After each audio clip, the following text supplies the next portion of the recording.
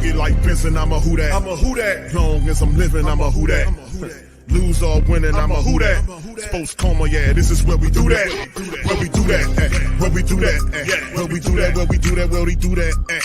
Boogie like Benson, I'm a who that. I'm a who that. Sports Coma, this is where we do that. Where we do that. Welcome, welcome, welcome. Somebody please better help.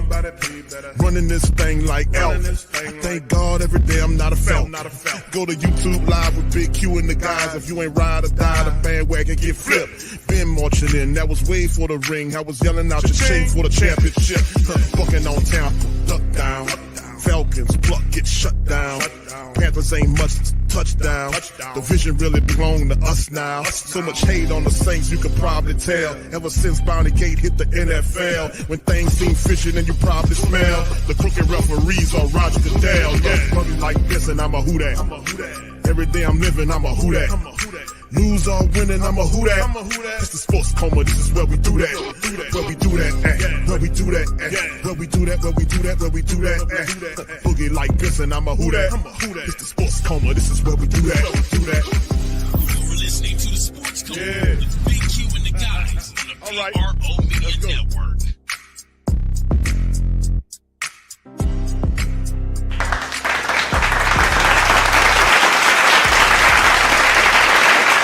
All right, shout out to the mighty Who Dat Nation. Welcome, welcome, welcome. You're now rocking with the Sports Coma with Big Q and the guys, where we have intense, entertaining, educating, and enlightening sport talk from your favorite sports fam. Shout out to the fam.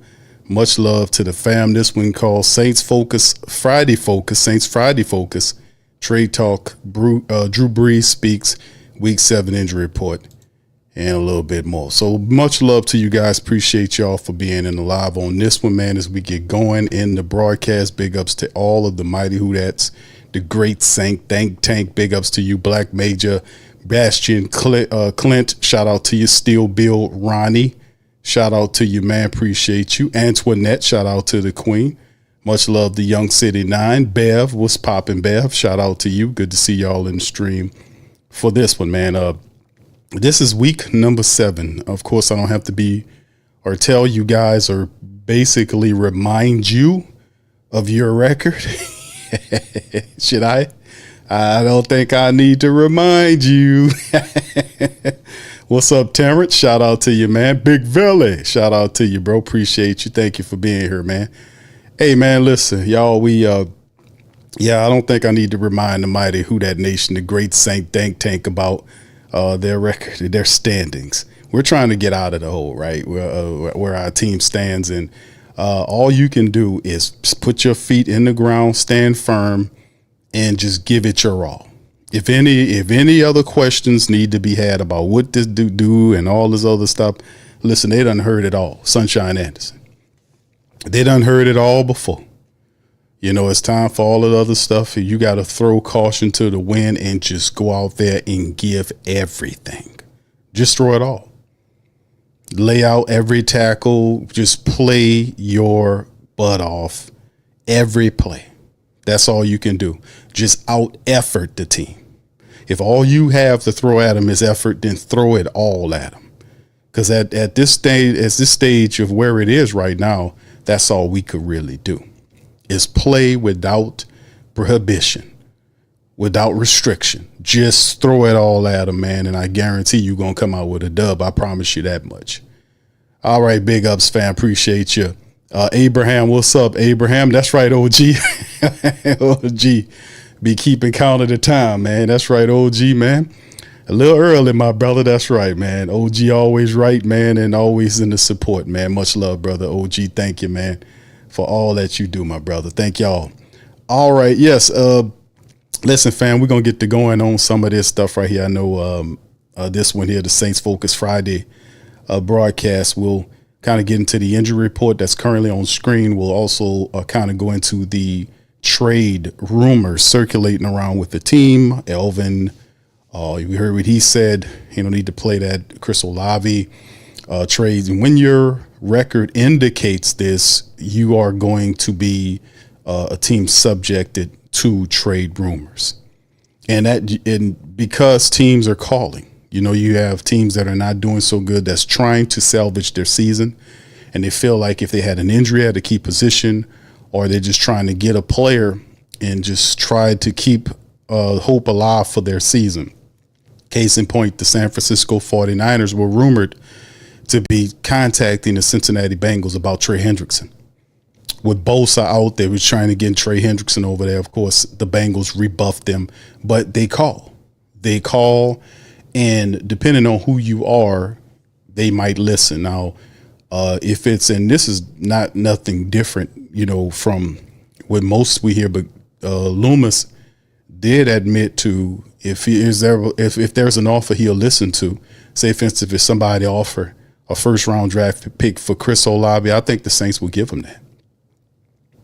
You know, I think they would give him. I think they, you know, me personally, I like Chris Olave's game a lot. But, you know, you looking at going into the future, you traded to get this other wideout from the Patriots. They believed in that guy so much that guy can't even help them. They gave up draft picks to get the wide receiver from the Patriots and bring him in here. At some point, he'll have to play. You got Devon Valley here that they gave up trade picks to get. You get the other guy from the Pats for next year. And you do have Chris on a 2-year agreement. You have this year and an option for next year that goes up to $15 million. Are the Saints going to be paying them that much? Rashid Shaheed's deal is done this year, and Rashid's speed and what he brings to the table, not saying is more than Chris, because Chris is more accomplished than Rashid Shaheed, I think.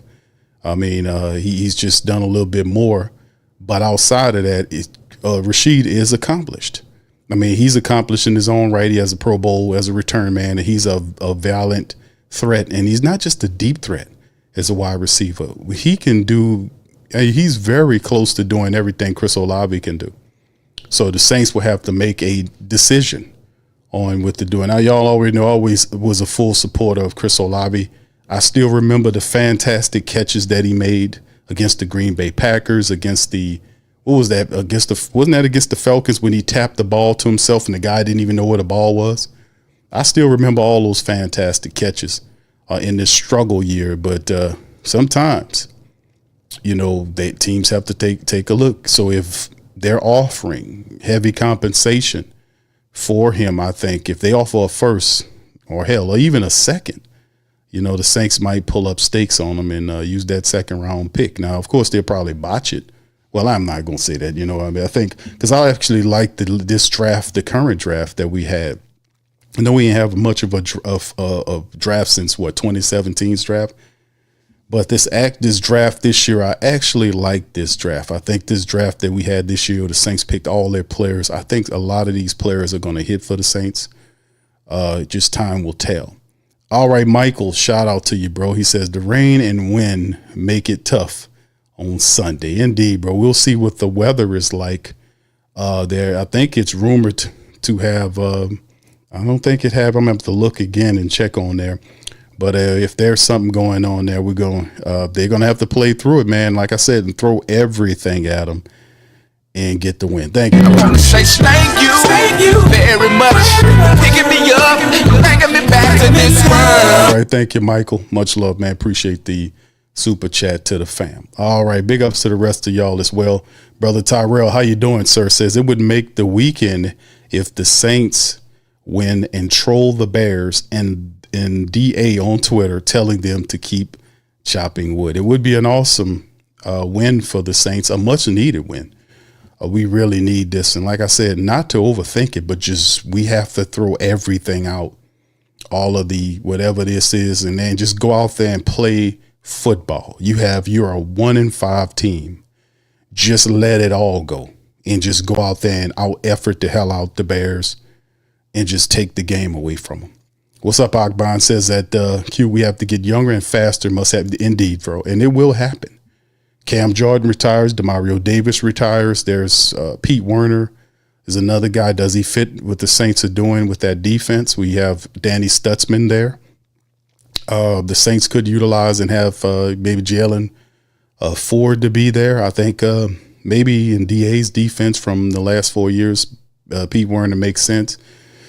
But yeah, I can't have Pete Werner missing tackles and not being athletic down the field. It just slows the defense down. I think once you have to kind of move some of these guys out, I think you have some of these guys. And like I said, they're going to get younger really fast. I think they're averaging right now at about 26 years old as a team right now. But once DeMario Davis and Cam goes, we know Tyron retired at the start of the season. Taysom Hill will be gone. So a lot of the older players will be off the team next year, and the Saints by proxy will obviously get younger, and Stutzman and a lot of youthful energy, Stutzman and other guys on the defense. Jonas Sanker, even though he got tore up last game, he's still a rookie. Very happy. Jordan Howden had some good production. Alante Taylor, I think, still has a lot to give. McKinstry still is developing as a cornerback. Quincy Riley's going to be good for us. So we have a lot of good youngsters that just need time to develop and move forward. Vernon Brockton, I think he'll be a good defensive lineman for you after he coming off that injury. So we have Brian Bresee I think Brian Bresee is going to be good too. He's going to get better. He just needs to get more consistent. Carl Granderson is the bell of the ball, right? He's the top guy defensively, the most consistent defender we have, and just love what he brings to the table. On the offensive side, it's just going to be young. It's going to be a young team with pieces in place. We have to kind of, well, I ain't gonna say young team. We'll have a young quarterback at the helm. Alvin will still be here. Kendre Miller. It's just some stuff, man, we have to be able to do. But more importantly, not just so much the youth stuff. It's more, I want more of the intelligence. Like, just, it's football. It's not supposed to be, terribly complicated to play a children's game. We have to be able to just be sensible. We have to be more intelligent to what we're doing here. But that's just some of it. What's up, Poppy? Shout out to your fam. Appreciate Poppy 504. Chantel, what's up, Queen? Appreciate you all. Shout out to all the wonderful queens out there and the kings, man. Shout out to y'all as well. Captain Discernment, what's up, brother? Says Who Dat. Shout out to you, man. I appreciate you, Captain Discernment. I like that. All right. Yes. Chantel says, Q, it's going to be nasty weather in Chicago on Sunday. I know I've seen a report on the I think I didn't talk about the weather. I was too dialed in to the keys of victory in the preview stream that we did on Wednesday, I think it was. So if y'all guys didn't see that, check it out. We did the keys of victory. I think I did like 25 keys to victory for the Saints against the Chicago Bears.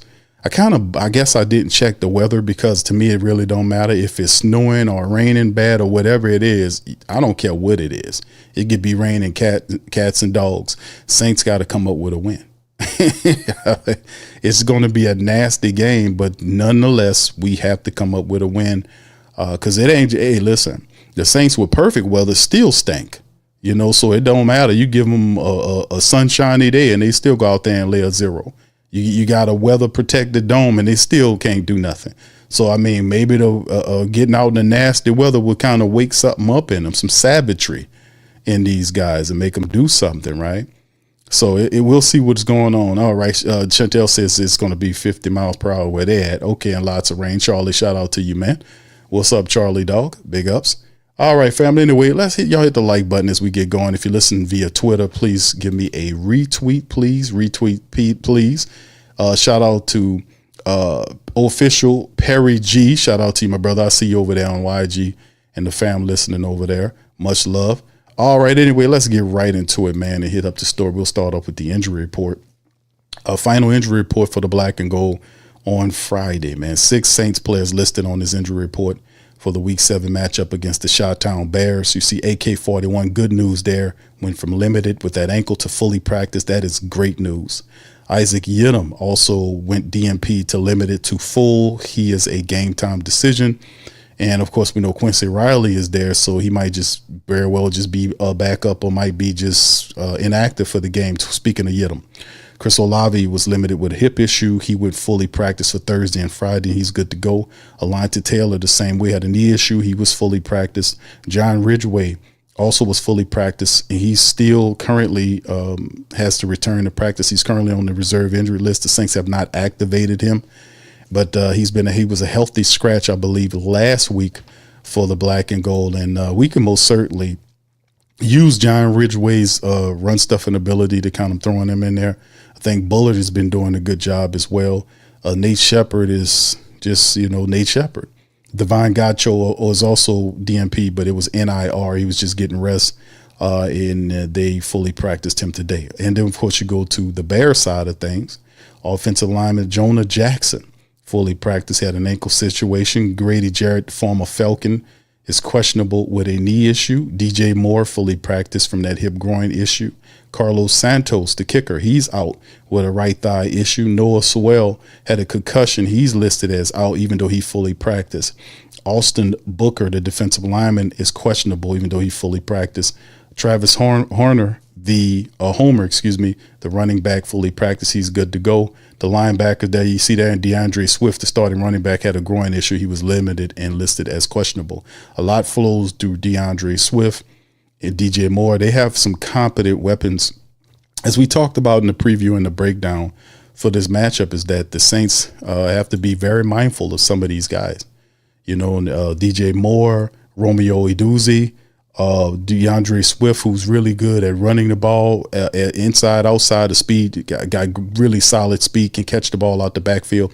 And also Cole Kmet, who's the big tight end that is also a part of the offense, even though his numbers are not all that. He is who Caleb Williams will throw to if he has issues. And of course, Williams he can take off on you and run if he feels like he needs to. So this is also something we have to pay attention to. But like I said, I mentioned that in the injury, actually the preview stream that we did on Wednesday. Okay, let's move to the trade talk, fam, to talk about it. That the rumors circulating around our team, and we kind of hit on this earlier and made mention of, is the fact that the Saints and Chris Olave, Alvin Kamara addressed the trade rumors. AK-41 made the comment about not wanting to go anywhere, and I don't blame Alvin, right? And basically, and I don't know what it's worth, but you kind of got like a guarantee from making Loomis. Like a couple of these players are I believe are safe. I don't think Demario Davis gets traded. I don't think Cam Jordan gets traded. I think Mickey Loomis will not trade these guys. I don't think he'll trade them at all. I think Alvin Kamara is good. I don't think Alvin Kamara goes anywhere.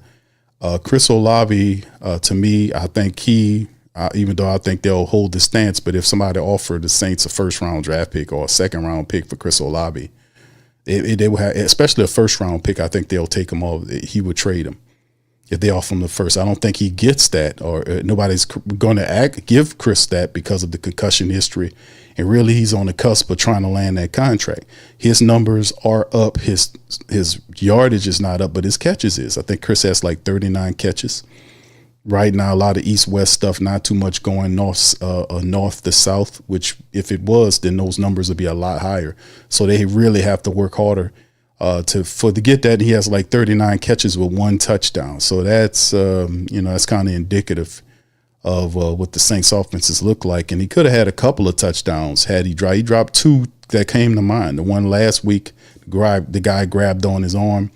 And the reason why people get Chris Olave on that catch is because his difficulty in making catches have held his floor up very high. Like now people, when you see the kind of passes, see, I still haven't forgot that. I still remember all the fantastic catches that Chris Olave has done since he's been with the New Orleans Saints. I remember all of them. So when he drops the one like he did last week or the one in week number 2, those type people get upset because he's like, man, you are a fantastic pass catcher. It's no that one there. If you have to reach behind you, I've seen you make that catch a bunch of times. The one where the guy grabbed your arm, I've seen the guy getting at you like that. You got to be able to catch that because that's what they're expecting. These other people say, "Oh, well, he grabbed his arm." Did you know this guy is an excellent pass catcher in the past? He makes those grabs. Now, people will say, "Q, the concussions." You can't disparage or totally dismiss the injury, the concussion stuff as like it had an impact on him. I definitely think it had some impact. To what degree, I don't know. But he hasn't quite looked the same, and that could be a number of things. Matter of fact, it is a number of things that's tied to not only him dropping these passes, but also just no rhythm. My philosophy is very simple. If the quarterback throws you the ball and the ball touches your hands, you need to catch that ball.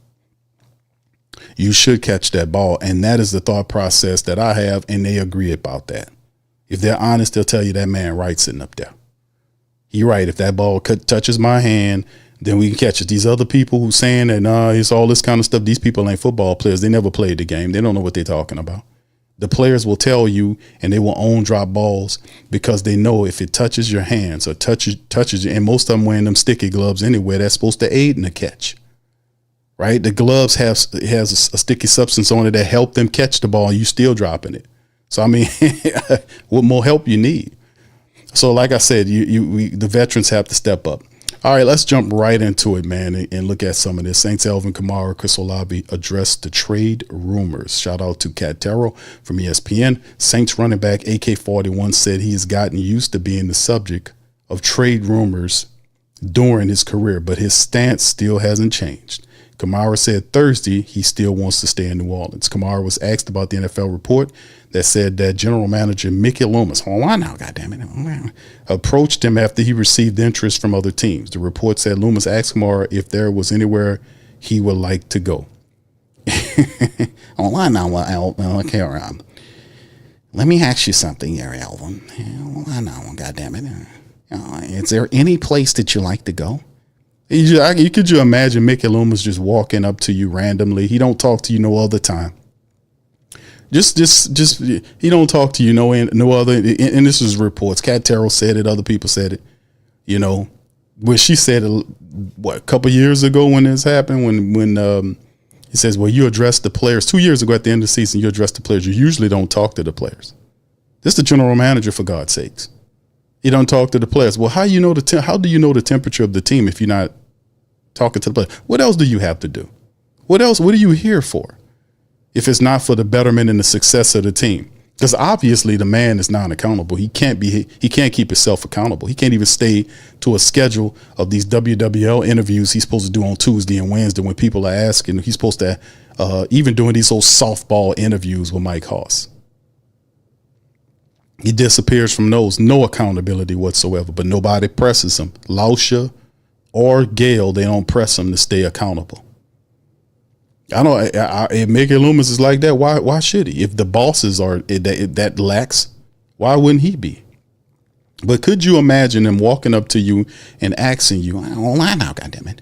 Oh, hold on, Alvin, before you go over there to that vending machine, is there any place that you want to go? And Alvin looking around said, well, I'm about to leave, Mickey. You need me to go run an errand for me? Oh, no. I said, that's not what I mean. Hold on. I mean, do you want to be traded anywhere? Could you imagine that? And Alvin like, what? What are you, huh? You know, I mean, could you just say, I can't peruse over that because I know how Mickey Loomis get down. You know, he just, is there any place that you want to go? Yeah. I was about to take my ass over here. I was going to go up here to Baja Fresh or something and go get me a burrito. Oh, that's not what that's not what I'm talking about. I mean, do you want to be traded? No, I don't want to be traded. What are you talking about? Why would you even ask me that? Well, you know, I don't talk to anybody, and I just come up with shit out of my imagination. So I figured, you might know you want to be traded. No. But this is the type of dude that we got going on. Could you imagine that? Yeah, he says, I don't know where that came from. You know, that came from Mickey Loomis because he batshit crazy. You know, you ain't asked Derek Carr that shit when he was here. Hey, Derek, you want to be traded? Hold on now, Derek. Let me stop you right there before you get in that car. See, I ain't made it funny. Do you want to be traded? Yeah, you ain't asked Carr that shit. You know, go ask Pete Werner that. The guy he missing all these damn tackles. Go ask him. Go ask Cesar Ruiz that. Hey, hold on now. Caesar Salad. I mean Caesar. You want to be traded? Anywhere you want to be traded to? Go ask Cesar Ruiz that. That's once you're going to do that. Don't ask somebody that can do something for the team. He said, Elvin says, yeah, I don't know where that came from. We talked about the report and we were like looking at each other like the little Spider-Man meme. Did you say something? Did I say something? I don't know where that came from, but I think I've been vocal enough that I don't want to go anywhere. And he has said that many times. Just shows you the guy is out of touch is what I'm alluding to. And he says, and I said it countless times. He's not lying. I back him up on that. Y'all know that I think everybody knows that. Everybody knows that except for Mickey Loomis. Because Mickey Loomis, this is a case good example about a supposed general manager, air quotes, that has a eye on his team. He don't know nothing about the team. If he's asking Alvin Kamara, is it any place for him to go? How dare you? You know, and I would have turned around if I'm Elvin and says, any place you need to go? You need to go, Mickey?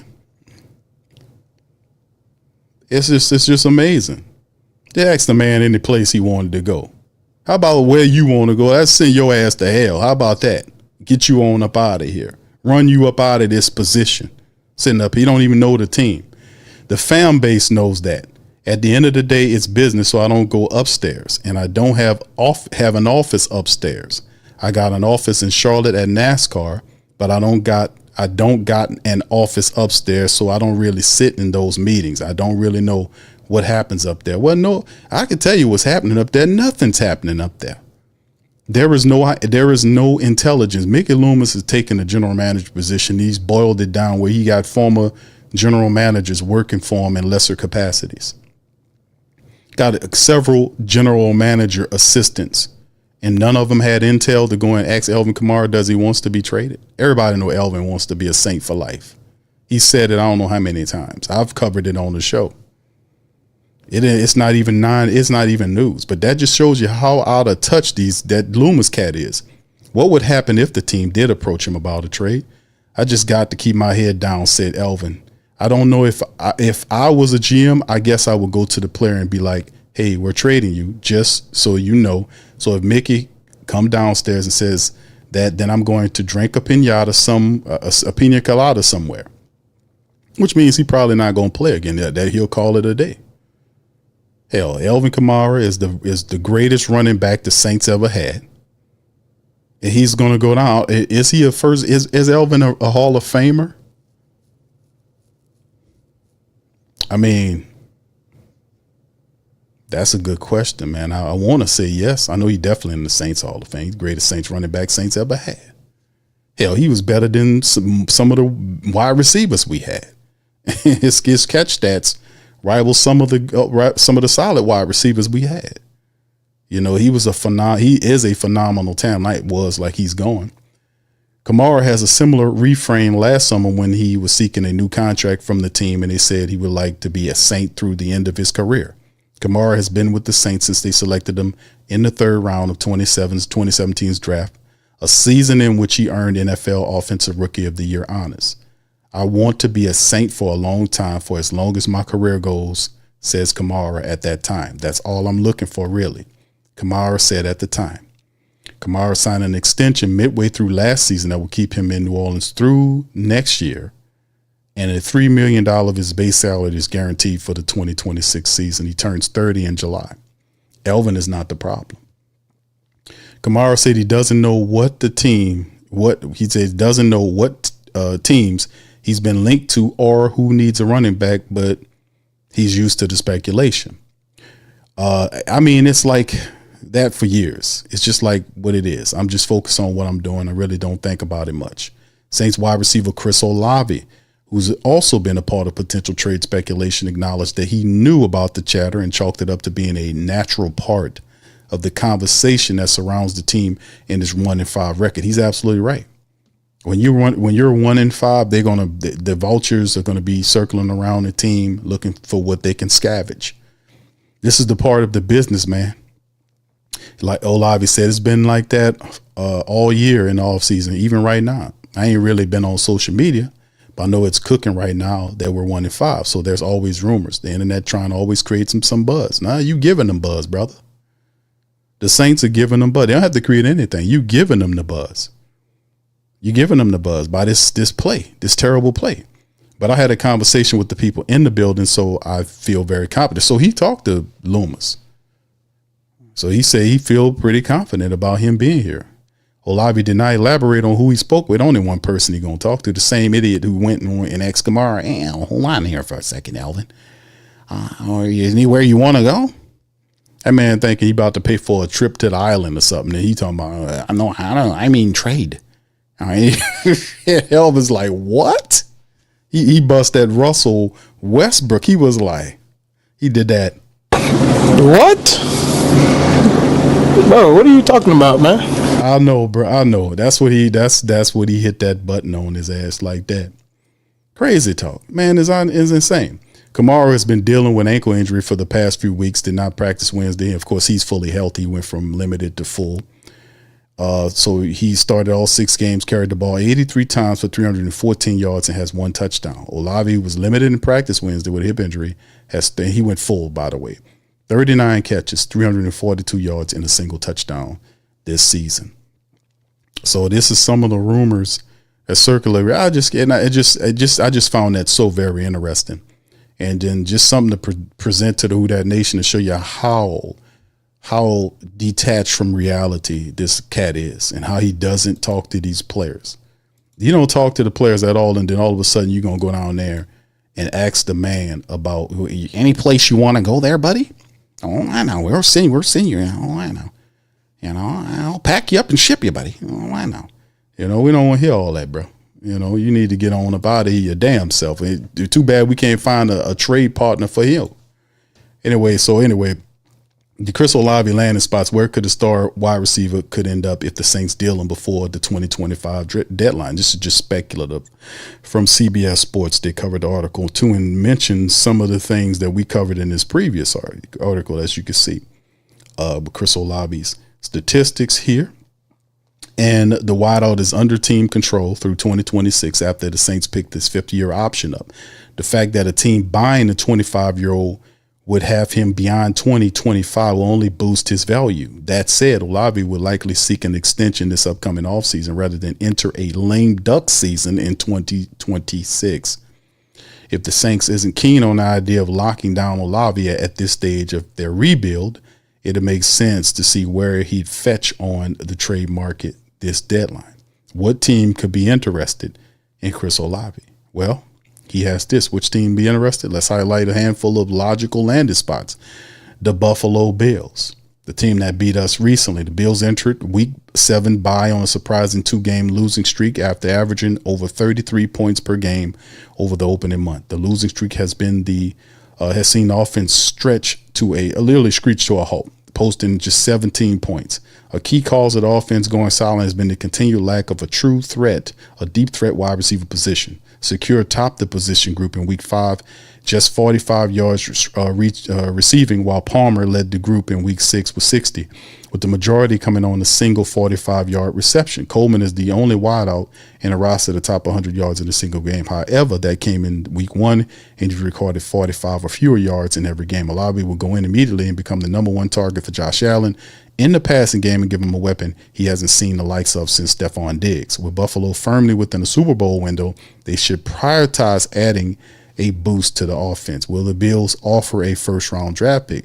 The Bills, if they did offer a first-round draft pick, but Chris Olave is going to be at the end of the first round, because the Bills more than likely are in contention, like the article said, for a Super Bowl. So if they do offer a first-round or a second-round pick, it'll be toward the back end of the draft based on where they will be positioned, because this team is going to be a playoff team in many people's estimation. Next team on the list, the New England Patriots, another team that beat the Saints recently. Stephon Diggs, Keyshawn Butte, Mac Hollins, Demario Douglas, who really did it to the Saints. New England surprisingly has thrust itself into playoff contention, thanks in large part to the emergence of Drake May in his second season. While Diggs has been a welcome addition to the receiver room, the position group could still use more explosion. The Patriots saw firsthand how impactful Olave can be after he put up a 98 yards on 6 catches against them in week 6. While the receiver would certainly help the club in 25, his long-term availability could be the most attractive to the Patriots at just 25 years old. Olave could grow with May, and New England likely wouldn't blink at signing him to an extension this offseason. With a young quarterback still on his rookie deal, it makes sense for 2025 and beyond. New England? How about Pittsburgh? DK Metcalf, Roman Wilson, Kelvin Austin III, Scott Miller, and so on and so forth. Pittsburgh is a playoff contention as this Aaron Rodgers experiment has largely gotten off to a roaring success. To make it count, however, the Steelers could be wise to continue searching the receiver market to improve their offense. Currently, Metcalf is the lone receiver on the Steelers to have confidence in. Though through 6 games, he's had over 400 yards. The next highest producing receiver is Kelvin Austin III with 139.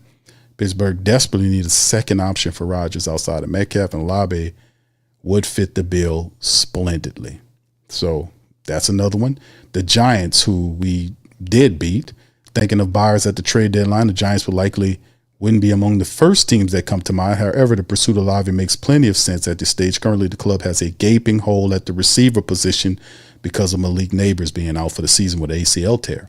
Olave could help cushion that blow in the rest of 2025. More importantly, however, he'd help continue the development of standout rookie quarterback Jackson Dart. And with Olave under team control for next season, he could also form a lethal combo with Neighbors once he returns, suddenly giving New York one of the best 1-2 punches at receiver in the league. And then finally, the 49ers. Juwan Jennings, Ricky Parasol, Kendrick Bourne. Despite all the injuries the Niners have endured this season, they still are above 500 and firmly in the mix for the NFC West crown. While the likes of Kendrick Bourne have held down the ship with Jennings and Parasol hurt, they could use another healthy body. Even those two return in capacity.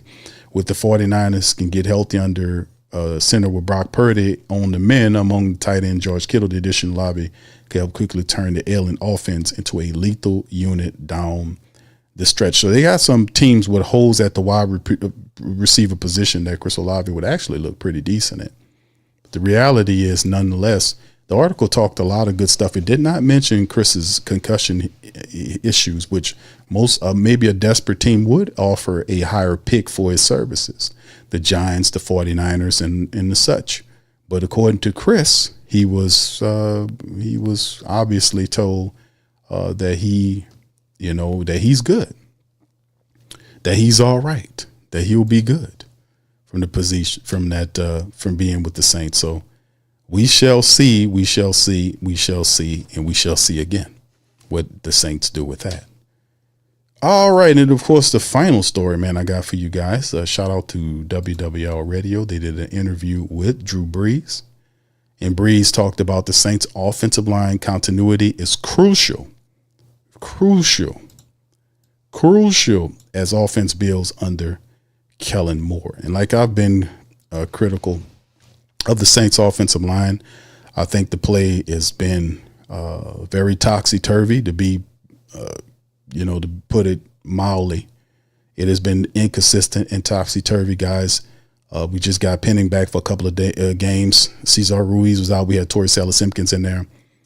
And he had a decent game on his return game, and then the tape never lies. There's still too much funk at the guard position.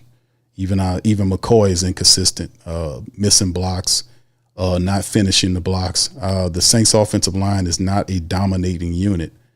And to dominate, most people know, and we've had good offensive lines from the past. And Willie Roaf, matter of fact, talked about this quite recently. They had him on a pregame show, and Willie Roaf talked about, dominating, how his mindset to dominate was to go out and bowl people over.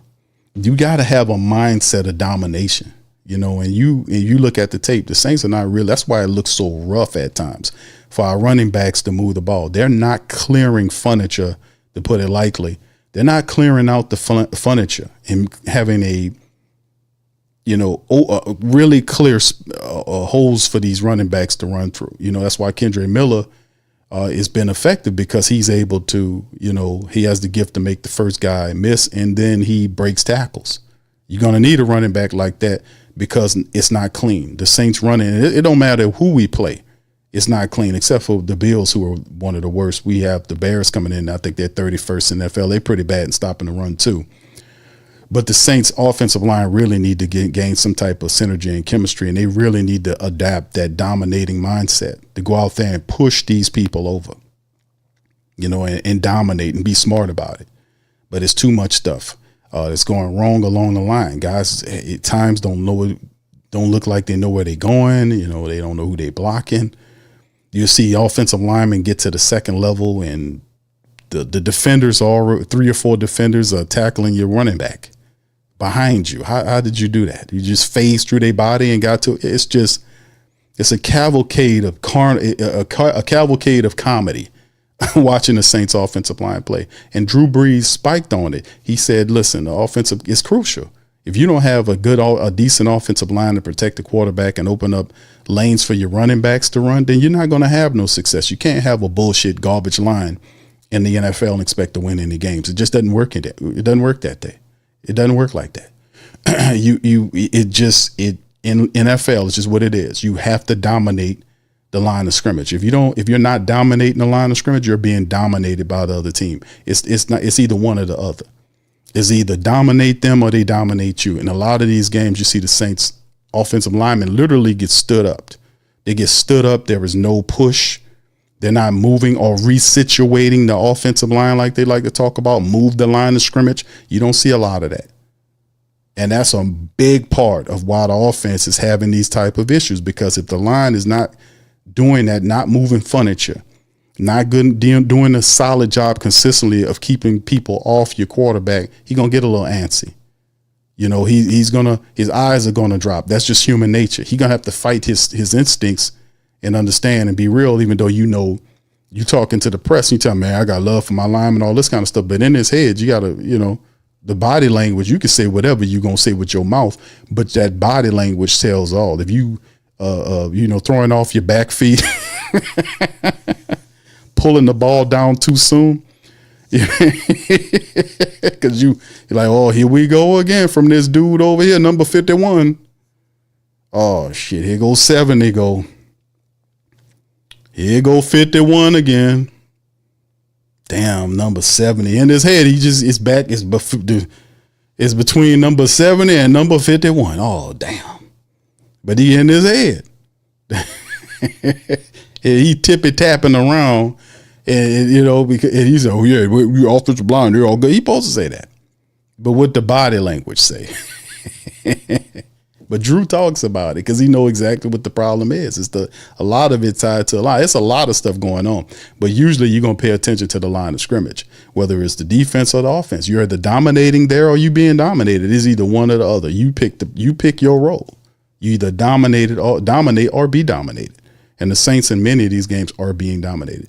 Y'all put one in the chat if you can hear Bobby able to talk to Drew Brees. Here we go. We got to make plays, and this is the number one thing right here is that we're behind the 8 ball. We're not good enough to have to play catch up. Now, we had our first lead in the first quarter this season. Now we're winning 3-0, but go 5 plays, 59 yards. Groovy makes a 35-yard field goal. It would have been a lot nicer if you'd have been up, 7-0 instead of 3-0.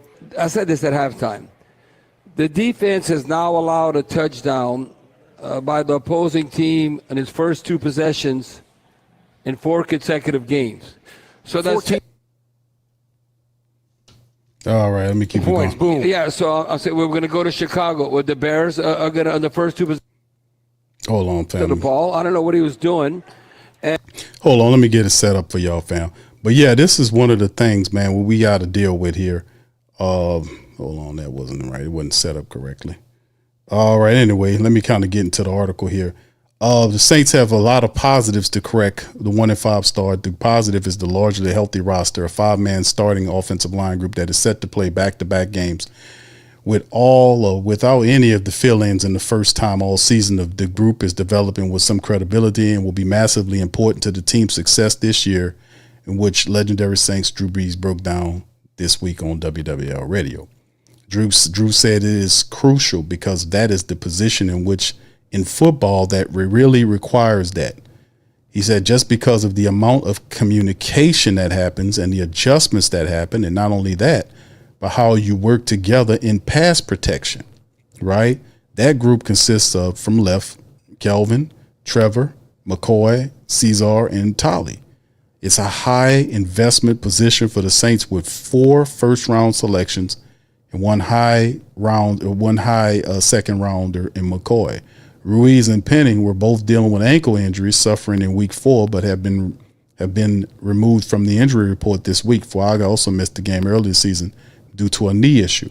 In total, the Saints are tied 13 in terms of total sacks allowed, which is 11th, though they are 27 in total pressures allowed, 88, indicating that a lot of the praise for avoiding sacks also lies with Spencer Rattler. And this is absolutely the truth, because Spencer Rattler is the main reason why the sacks are not higher, because he's getting out of the pocket. He's vacating the pocket, and he's using his legs to turn and make plays. He's not sitting in the pocket.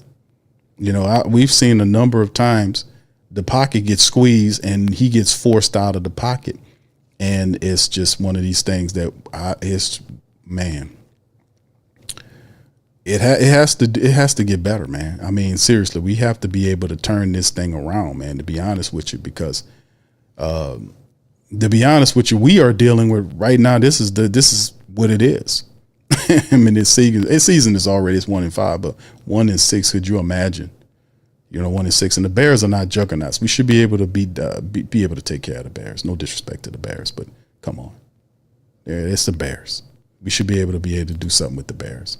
The Bears, you know, they had a hard-fought game against the Washington Commanders. They were able to beat the Commanders, but at the end of the day, there's still room for the Saints to try to put something together. They gotta throw it all to the wind. They got to beat the Bears on a rainy field in New Orleans. That's just what it comes down to. So I'm trying to get this interview team put together for y'all, man, and see where it is I had it. But I don't know, some kind of way I've ended up losing the interview. But anyway, let me finish the talking point on it with what's going on with Drew Brees.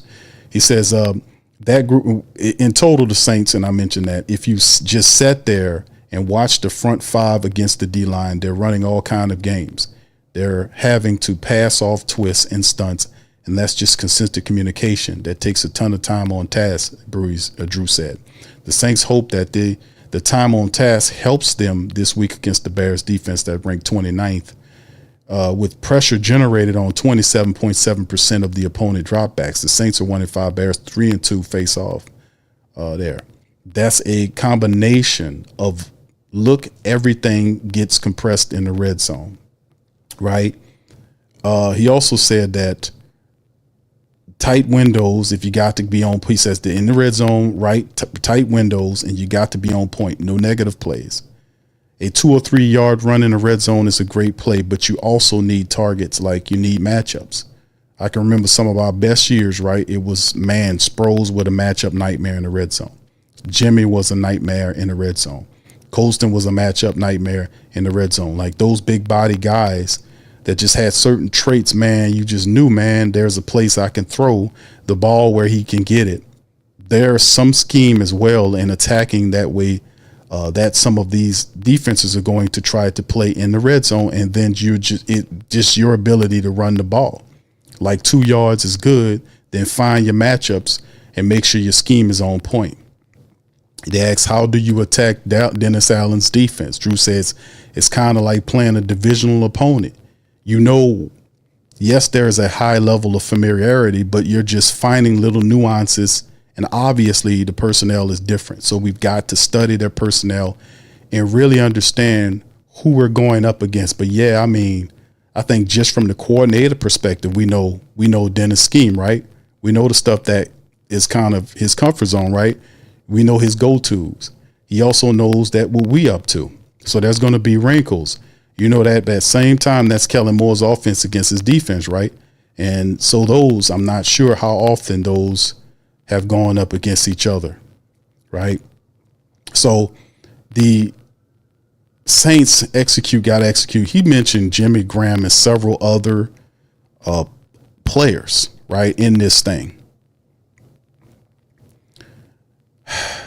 It's Jimmy Graham, Marcus Colston, Darren Sproles. Those guys were dogs.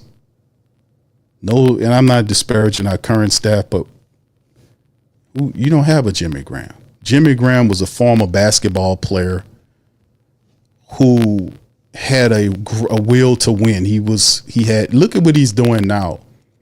The guy was out, not too long ago, boating through near the Arctic. Who does that? The guy learned how to become a pilot. That guy has a ridiculous amount of ambition to accomplish things, right? That Jimmy Graham is the best tight end the Saints ever had. This guy we got here is just taking money.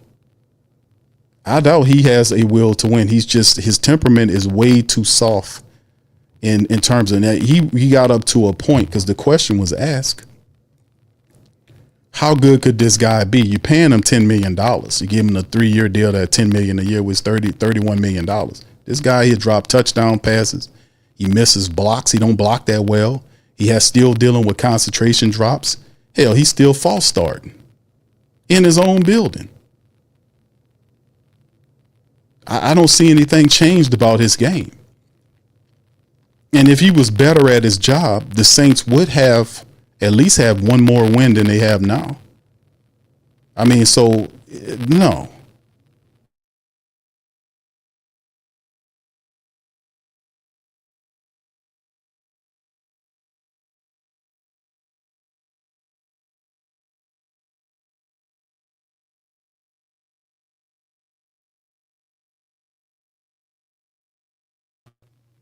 Sorry about that, y'all. Hello, internet breakdown. But then we back. So what does he do? I mean, I don't see much improvement from Juwan Johnson. I'm sorry, I don't. Just keeping it real. I don't see he disappears. He shrinks in the red zone. Like I said, his blocking is not all. His blocking, he sucks blocking. He doesn't finish anybody off. It's just too soft. All that's just too soft. The guy just plays way too soft. The Saints have to find a dog at the tight end position.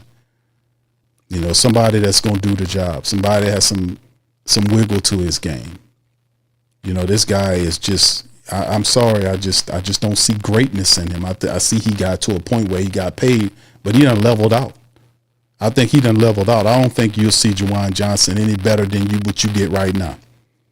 Because usually he has several opportunities to make plays, and he collecting $10 million a year.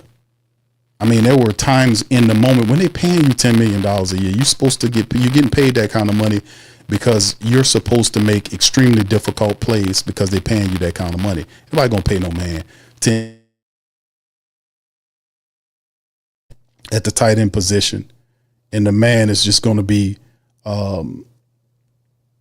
and the guy's going to be not dropping passes, letting guys punch the ball out with one hand. You got two arms on the ball.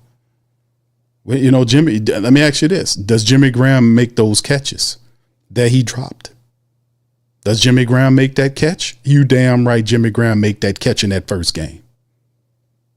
Does Jimmy Graham wasn't the greatest blocker in the world either, but he still did a decent, better job than what I see this other man doing. But I'm watching the game. I'm like, this guy's not. I think he done leveled out. What you see from 83 right now is the best you're gonna get. There is no next level. Because I was asking, do this guy got a next level?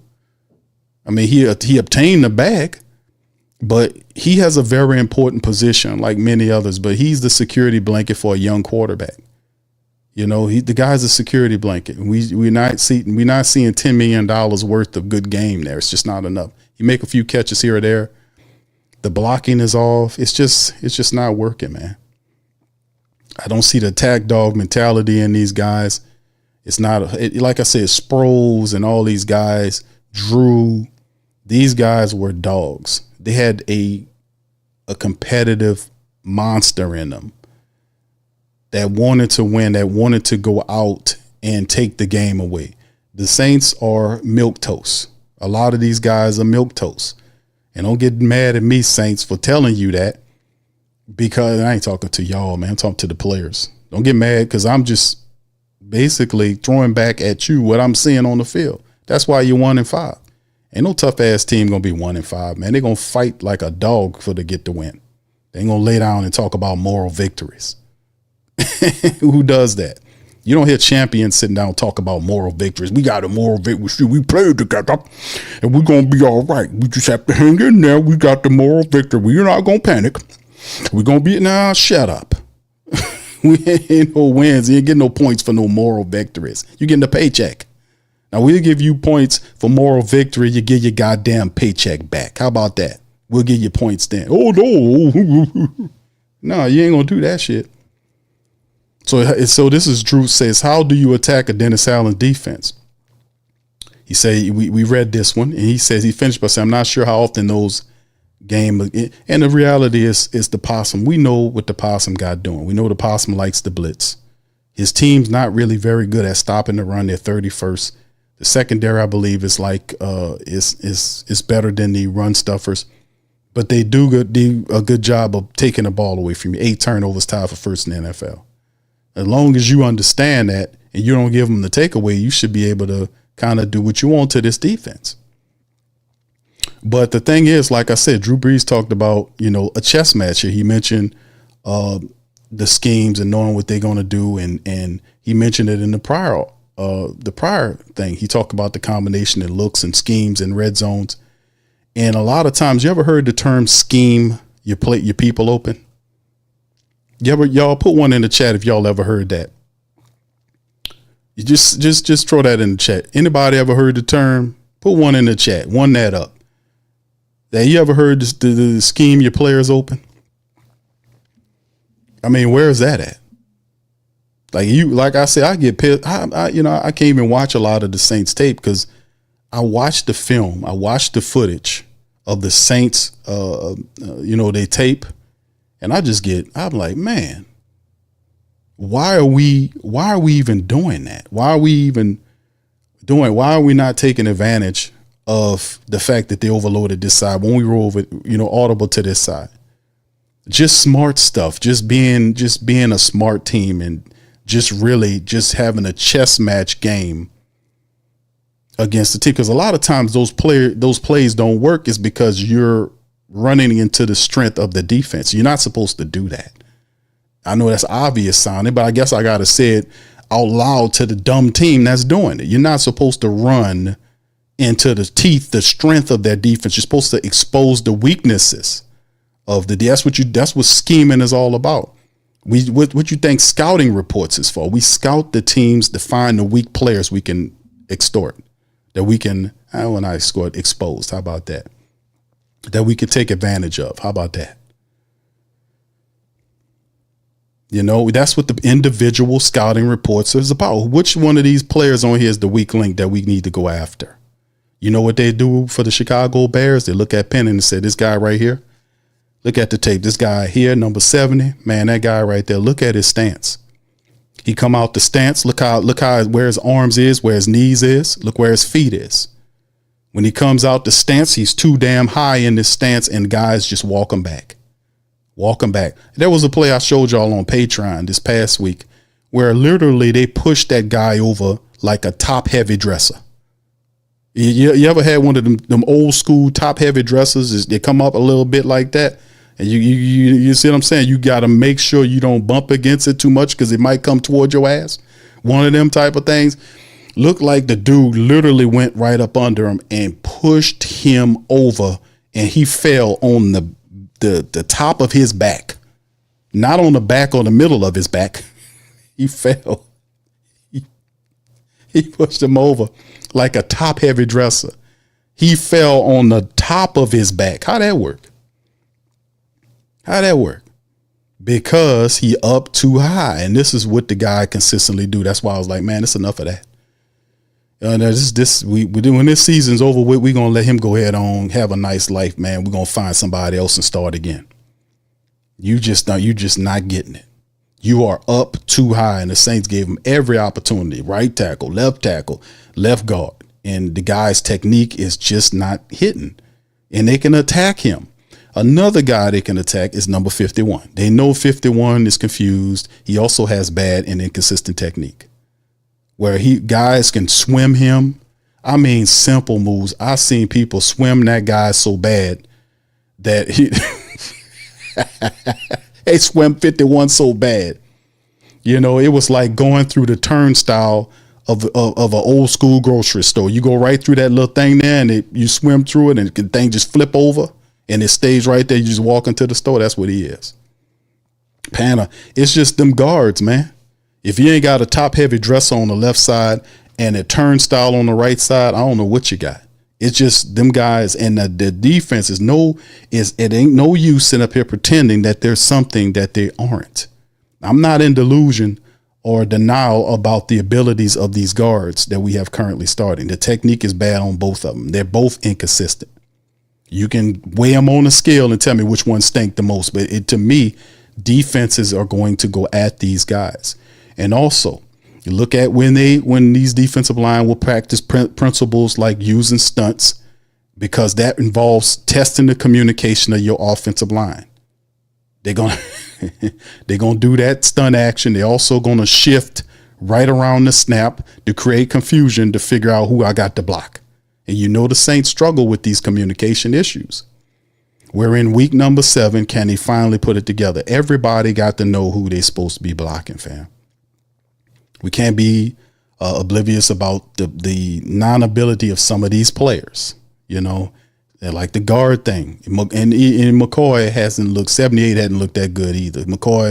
I seen McCoy got beat. I seen McCoy missed the block. I'm like, boy, what's wrong with McCoy? Is he hurt again? I was like, I got to think, is he hurt?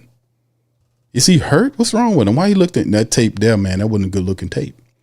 But I'm just saying, defensively speaking, we got to understand what's going on. And Spencer Rattler ain't in denial. That's why he be scrambling his ass around in there. He'll say, yeah, we trusting these guys because he's supposed to, but at the end of the day, look at his body language. He's scrambling his ass out around, trying to get out of Dodge and every damn thing.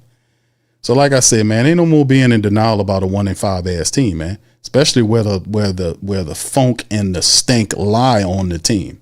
It is definitely in the center of the Saints offense and defensive lines. This can't go anymore. Shepard needs to be benched, and we need to see about better options for either one of these guys, man. I don't want either one of them on the team next year. Penning's got a 1-year deal. After this, he's done. Cesar Ruiz still have multiple years remaining on his contract. We need to be saying about trading him. We need to get that guy out of here, man. That guy is awful, man. All right, thoughts on the trade deadline. Never discount leadership in the locker room, you know, and also just the morale. What morale, Drew? Discount the leadership is discount. What's the brand Walmart? Great value? Huh? When you go to the store, what's the cheapest brand of item you can buy at the grocery store when you go to Walmart? It's Great Value. You see what I'm saying? Never discount leadership. No, we never discount leadership, Drew, but you have discount leadership. You got Great Value in there. None of them guys is stepping up and playing to the length of their contract that they paying these guys. They're not performing like that. They're not game changing anything. And truth be told, a lot of the leaders, the young guys, are outplaying these old dudes that's supposed to be guiding them. They're totally ineffective. Like we talked about McCoy looking all rusty and dusty recently, and DeMario missing tackles, Pete Werner missing tackles, Olave dropping the football, Juwan Johnson dropping the football, missing blocks. Some of these other veterans, Cesar and Penning, who's been in here for 4 years or whatever it is. These guys are veterans, not stepping up and doing what they're supposed to do and letting the team down. Not these young guys. So, yeah, we got discount leadership. Don't discount the leadership, Q. Yeah, we got discount leadership, great value ass leadership. At paying them at high dollar prices for great value leadership. But they'll give you a pep talk. They'll talk to you about holding firm. Nah, man, show me something, bro. Show the mighty Who Dat Nation and the great Saint think tank that you work, that you respect them for supporting you. Show them that you are not going to go out there and embarrass them against the Chicago Bears. Show them that you want to go out there and you serious about winning, and that you're just not cashing checks and stealing money. That's what you need to be focusing on.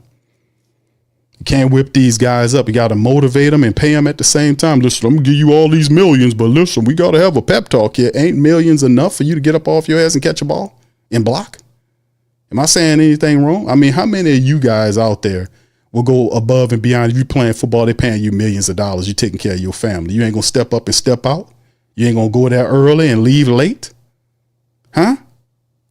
I mean, it's a mindset. It's a mindset you have to have. And a lot of these guys simply don't have it.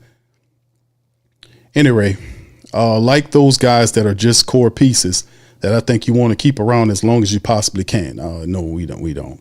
Even if their roles diminish as far as how much they're playing or productivity or what have you, just because they're just that important a teammate and a leader. So I think you always have to weigh that when you're thinking about those decisions. No, you don't, Drew, because number one, the guys that you're talking about as leadership, these guys are not leading anybody nowhere unless it's to the edge of a volcano in which they're going into it. Just believe and just jump in the volcano. Follow me to greatness. You know, jump in the damn volcano with them, DeMario Davis and all these cats. If they're not performing in a way that's leading to success, there's no need for these guys to be here. I'm just being real. What's the purpose? What leadership are they providing if the team is 1-5? Hold your head. I can play a song by Tupac, keep your head up in the damn locker room, and that takes care of their damn motivation. They're not there to be just talking.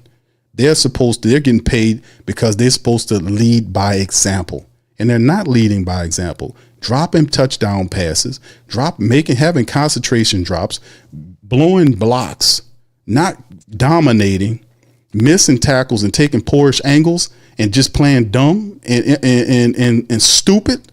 That's not any leadership. I want that to poison Stutzman or Jonas Sanker or any of our guys.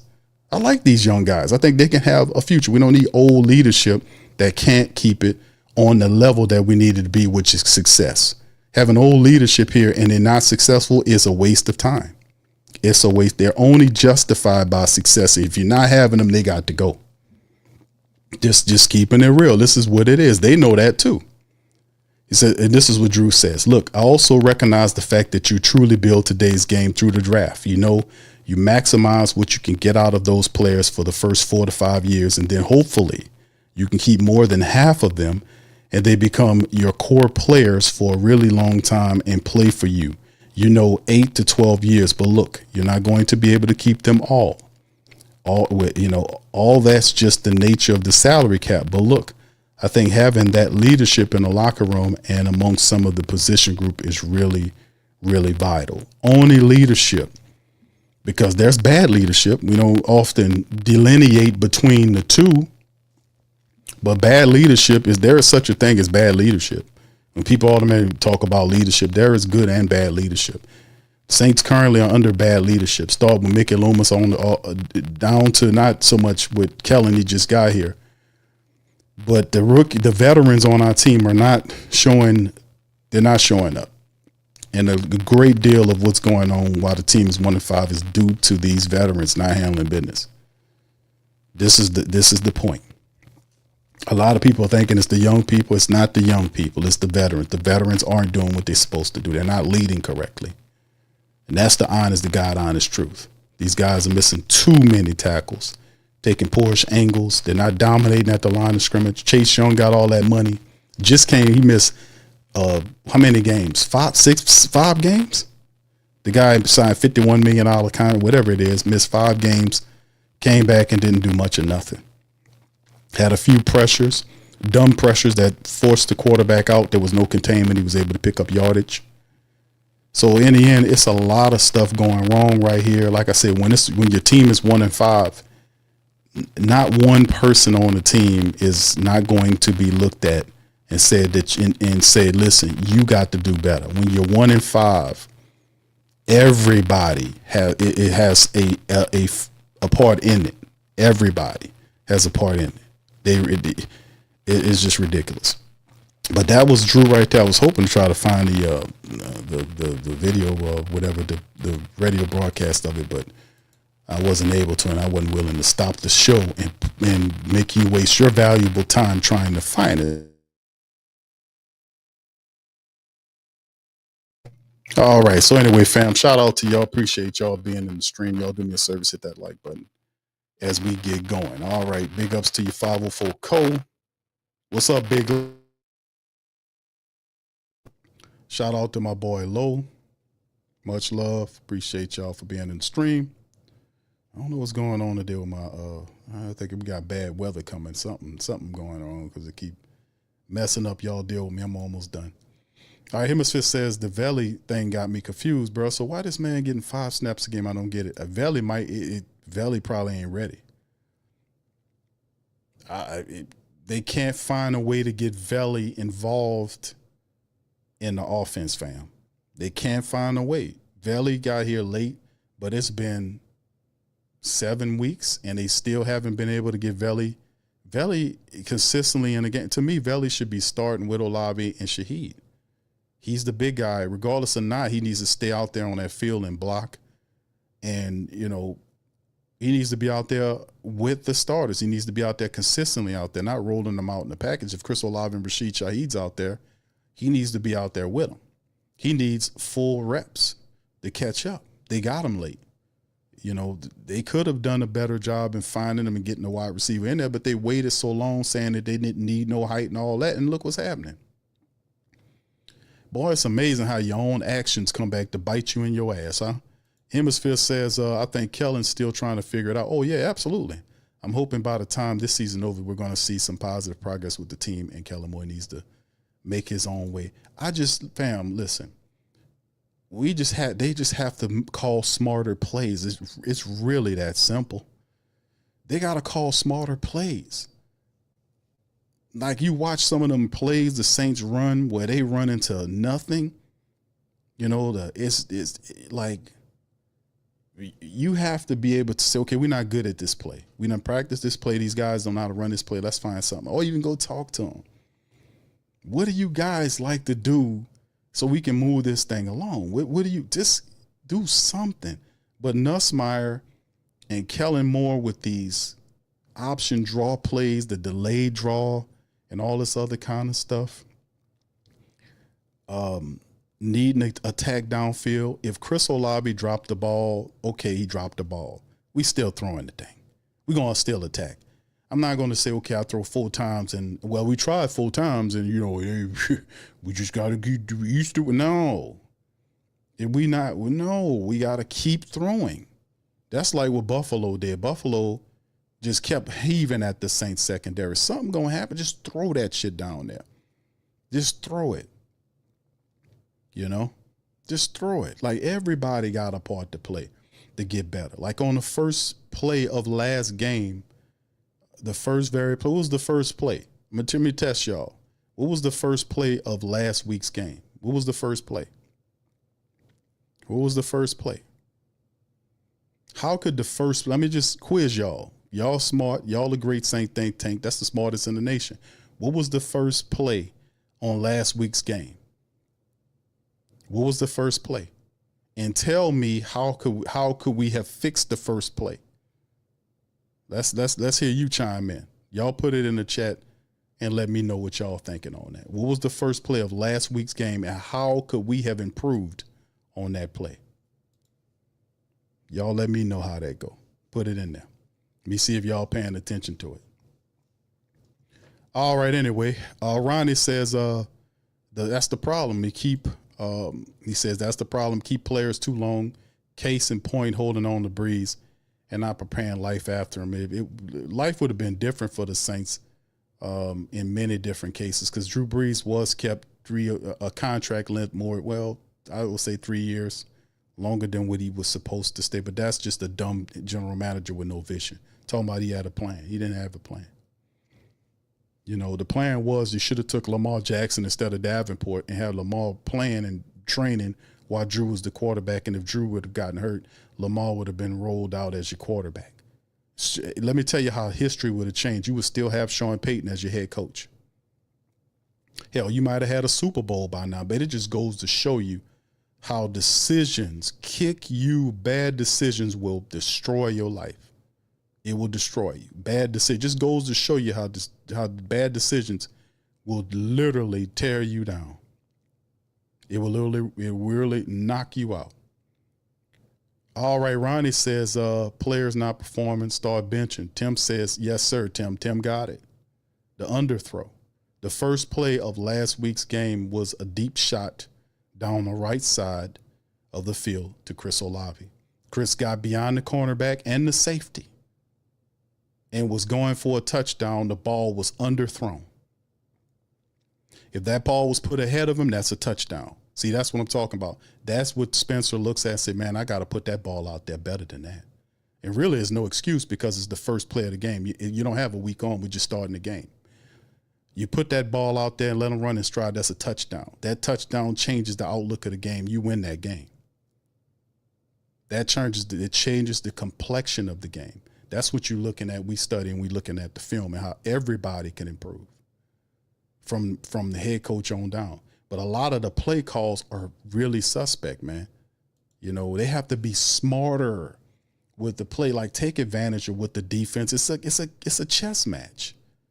You know, you have a certain amount of scripted plays at first, and then you go somewhere where you start living and you get into your live playbook. You know, you start reading the defense. And you start taking what the defense giving you. And when they start tilting down, they're going to give you several options. I covered it on the film where you can get behind them and you can light them up on one-on-one matchups with your wide receivers. My whole emphasis is I got speed demons on my team, guys that are 4-3 gifted wide receivers. I got those guys out there. I'm going to put those guys on some verticals. I'm going to stretch the you-know-what out of that defense. And I'm going to put some of my power running in there. And if I have to spread you out with the speed so I can hit you with Taysom, hit you with Kendre Miller, Alvin could be one of those guys that's out there. It's split out as a wide receiver. We have to be able to, if we have to put all these playmakers on the film to bedazzle the hell out of the defense, we got to do it. Those guys need to be just down, just tired, stretching the safeties out because they're really not that good. A lot of the secondaries that we played this year, them guys was in the 20s, the late 20s. They we didn't test them guys enough is what we did. And if the goddamn guy dropped the ball, so hell, we gonna have to keep throwing it. We got to keep throwing it. If you drop it, we're gonna yank you or trade you. The reality is regardless or not, we cannot fail. We must keep pressing. We can't let the defense force us into a package that's favorable for them. We have to be stubborn in our approach. But it's a chess match. Like I said, there's no need for us to run on the heavy side of the field, so to speak. When they overload one side, I talked about this before. You see it on the film. Saints running into the stacked side. Why? Why are you running into? You see them stacked up there. Why are you doing? It's just the calling is unbelievable. Now, like, I can see why these people are not moving offensively. They're doing the dumbest shit that's benefiting the defense. Why are you doing that? It's like, I was like, what? Why would you do that there? And they repetitively do it. That's why it looks tough. And everybody running their offense and they look, oh, this is why everybody offense look bad because they're doing the right stuff. They doing the right shit. They're not running into your heavy side. They're audible to the opposite side. If they see the pressure or the blitz coming, they're audible and out to attack you. If you bring in a safety down to blitz my quarterback, he has vacated the section of the field he's supposed to be at, which I have a guy over there. That's Rashid Shaheed in a one-on-one matchup with your cornerback. I like my odds.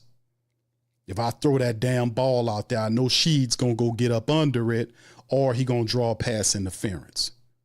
That's what I'm talking about. You got to go for it. You can't allow them to press you into an east and west bullshit team, and then junk up the routes where you're trying to go east to west in.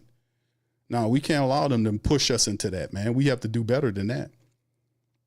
All right, Sylvester says, Sir Miller Sneeze says they need to think smarter and not harder. Stop making dumb decisions on the field and make better calls dealing with coaches and stuff. Yeah, indeed, bro. Thank you. Yeah, it's a smart game. It's like it's all this stuff is catastrophically bad because it's not thinking involved here. Please, y'all look at the film. We do it on Patreon. I will show you. I'm like, fam, look at this. The last several weeks, I have been saying, fam, look at this. Look at this. Look at this. Look at this. Look at this. Look at this. And then you see guys. Fam, it's crazy. You see guys not knowing where they're supposed to be, guys missing blocks, guys getting late to where they're supposed to be blocking, right? Guys just literally getting beat. Not guys missing blocks, but guys just getting beat. Guys getting pushed over, guys getting swam around. It's just amazing. A tight end that's not blocking. Like you'll see a screenplay set up with the running back and they got a tight end, Morrow, that's out front of Alvin, and he has a cornerback that he blocks. If he blocks that guy, Alvin can turn and get off the south. What happened? He don't even block the cornerback. Some kind of way he maneuvered himself past the cornerback cut behind him and tackled Alvin. How'd that work? How'd that work? You see what I'm saying? It's an intelligence thing, and if you have to make the play, if you don't make the play, the next guy will. And then the Saints, they have to be smart about the personnel. If these guys are repetitively mistake makers, they're not prepared to play. They need to be pulled off the field. He has to be real about the film. He can't sit up here and look at the film and see Cesar Ruiz getting swimmed, moved, and pushed over Penning, and swim move Caesar. They just messing over these players, and we're gonna pretend like we don't see that. I mean, it becomes a joke at that point, hoping and wishing that these guys are not prepared to play, and they're not really that good. You made a mistake with Penning. Let's just face it. We made a mistake with Penning. We made a mistake with Ruiz. We made a mistake with these players. Deal with it and get these guys and get better players. Yeah, so says defense can't get off the field third and long. Yes, indeed, man. They can't get off the field because a lot of times we go on offense, we're not consistent enough. Offense goes out there and 3 and out, run off the field. Football is not supposed to be that difficult. If you watch the tape, it is a lot of dumb offensive play calling by Nussmeier and Kellen Moore. And he's like, what is going on out here? You calling the wrong plays, man. You calling the wrong plays. You don't run them over there in the loaded side of the field. You go to the opposite side. I thought you knew better than that. It ain't like the Saints don't have speed, but we don't take advantage of the speed. The offensive line is crickety. We can't get a consistent pass rush on the quarterback. I mean, we got guys who paying a lot of money, and then the schemes are crazy. Even from a defensive standpoint, we got a guy that repetitively and consistently keeps running the same personnel and the same scheme over and over again, even though it is giving NFL quarterbacks stats, big stats. These quarterbacks come into the game and have 6 or 7 straight completions on the Saints. Come on, tell me if I'm wrong. All of them start. Even Jackson Dart started the game like that with the Giants. They rattle off 7, 8, 9 straight completions. They get in a rhythm before the Saints even get close to them. How does that work? You don't get no pressure up front with the 4 and drop all of the linebackers, even the ones that's supposed to be spying into coverage, and leave a wide open interior aspect of the field. Well, a scrambling quarterback, which is pretty much the majority of everybody except for Sam Darnold we faced, would go and pick up 5, 10, 15 yards, slide, get up, go back to this and do it again. So, I mean, in the end, what's wrong with the Saints? Scheme is wrong with the Saints. The personnel, the personnel is confused in a lot of this, and they are confused because them coaches don't know what they're doing. You can look at the defensive play call, especially that offensive coordinator, that guy, that Fire Marshal Bill, look at some bitch. He don't know what he doing, man. That guy don't know what he doing, man. You can't justify that and call that an NFL offense, man. I've seen high school offenses run better than that bullshit that he running. Now, listen, I don't mean to be rough, but I'm just being honest about this in here. I'm just telling y'all the truth. These play calls are horrible. They're horrible. They're not smart play callings. They're not. All right. Anyway, Duke says exactly. We gave up 4th round. He's being used in offense. Let's face the fact. We missed on Penning.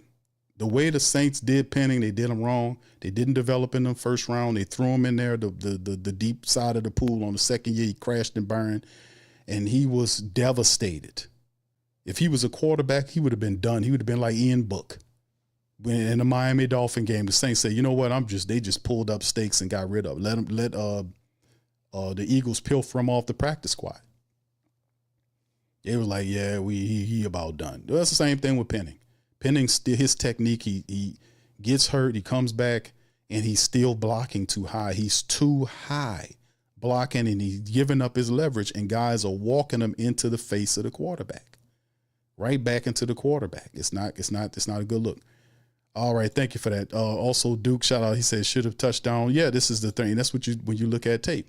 Sean says that's what irks me. All except 2 of our losses were 1 score, 1 possession. We could have played better. The thing is, that's what I was saying about a team that has guts and a will to dominate and win. Usually, when you have a 1-score game, the team that wants it more will win the game. A couple of these games were actually, the Buffalo Bills game was there for them. The last week's game, they were up by what, 2 points? They were up by 2 points and didn't score anymore after that. So, I mean, in the end, they are in position. But the thing is, it's an intelligence and a will to dominate. Regardless of what happens, we're going to go get that 2-3 yards for that first down. It's a will thing. You know, if I'm a goal line team or whatever, and I want to get in this red zone, I'm going to get in it. And you can't stop me. That should be the mentality of these people. It's a will thing. Just like everything in sports is a will thing. If you are watching a fight, and the fighter that he might not be as talented as the guy, but in a fight game, if the guy has a will to win and he refuses to lose, he gonna win the fight. He gonna be on some Buster Douglas type shit on Mike Tyson. Buster Douglas never fought that way, but he had a will to win that night because he dedicated that fight to his mother who had passed away before it. He was not going to lose. He was inspired to win regardless. That regardless of what happened, if the guy punched me and dropped me, I'm going to still get up and I'm going to win the fight. And the guy did drop him. Tyson dropped him. He got up and Buster Douglas.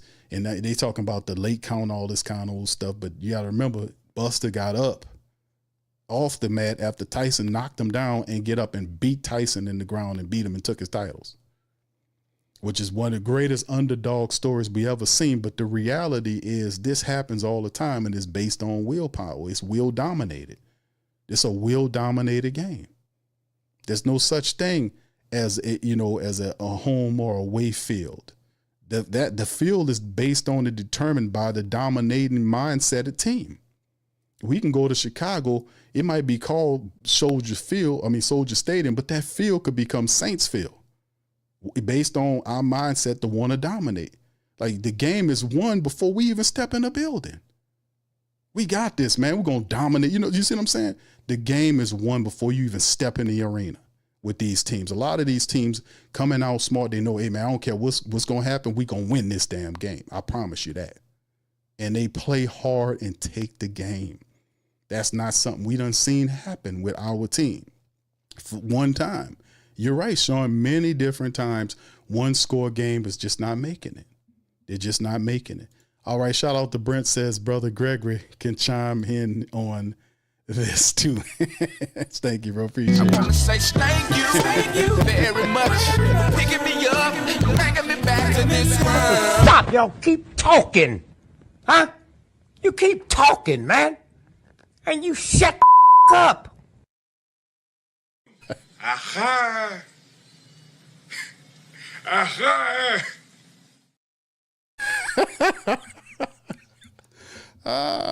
Shout out to y'all, man. That's the reality, man. The Saints got to win the game. The key to it is will dominated, ain't it? Aha! Aha! All right. Saints Full Circle said the car offense. I know that, bro. I've seen offenses, and I was watching some high school football, some highlights, Friday night lights. Ed Daniels started the show down in New Orleans, man. I was watching it on television, and I was watching some of the offense from some of these schools, Warren Easton and what was it, St. Aug, and a bunch of them, Independence, just throwing the ball around, you running reverses, all kind of stuff. And I was like, damn, I seen a Team 50 burger team on the highlight reel. It's crazy. All right. Shout out to Jack. He says, bro, by 2 points for what? It's just insane. It comes down to want to dominate, that I am not going to lose. I am a winner. I refuse to lose. We are going to win. I don't care what they say, or this is the mentality. They don't have that. They are comfortable with losing these games. They're not stepping up because the time some of these games they were actually winning the game or within a couple of points before the game got too far out and they ran out of time. It's just the will. I mean, the coach could try, but the players have to be able to take that. People saying Kellen Moore is too soft with his format. I don't expect Kellen Moore to be Sean Payton would get in your face. Sean Payton would, he was a tough task guy. That's how he did.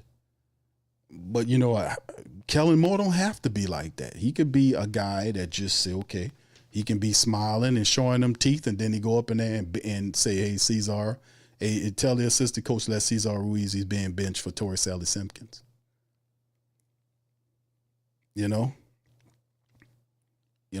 them know we just signed a veteran offensive line. We're going to see if we can galvanate and see if we can get this offensive line rolling. It's his direction. You can't sit up here and use the excuse that, hey, man, we never been that. No, you're going to have to bring in a veteran assistant or a pair of eyes like Coach Payton had. Coach Payton, as old as Coach Payton been in the league, he always had a senior member or two on his staff. I remember Chaney was one of the guys he had here. He would always bring these old, retired college football offensive coordinators, defensive, some of them was head coaches, and he just hired them to be a set of eyes and just watching stuff at practice for him to catch. And they would go back and tell, hey, man, you need to watch out for this guy, that guy. And that's a part of the game that Kellen Moore needs to really learn. But the Nussmeier thing, Nussmeier's play calling sucks. You could see the players are not feeling that, man. They're not. And they could talk and say, well, we love him, all this kind of stuff, but the offense is not showing anything.